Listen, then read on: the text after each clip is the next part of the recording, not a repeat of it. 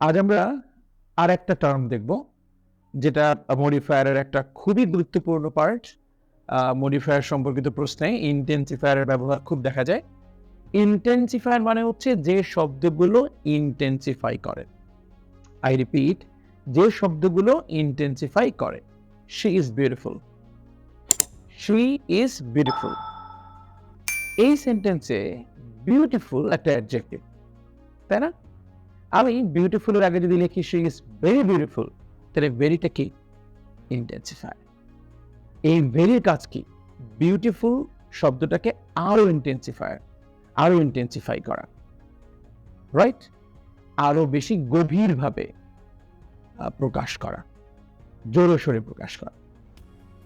This is massively important. এই যে massively বললাম, এটা কি? Intensifier. It is a great pity. Great কথাটা কি? ইন্টেন্সিফায়ার। অর্থাৎ সেই সব শব্দ যেগুলো অ্যাডজেক্টিভকে ইন্টেন্সিফাই করে, সেটাই হচ্ছে ইন্টেন্সিফায়ার।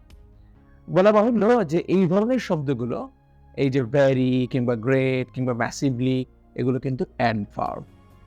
অর্থাৎ বাই নেচার এগুলো হচ্ছে অ্যাডভার্ব। এগুলো হচ্ছে অ্যাডভার্ব পার্ট অফ স্পিচের অন্তর্ভুক্ত। ঠিক আছে? Thank you.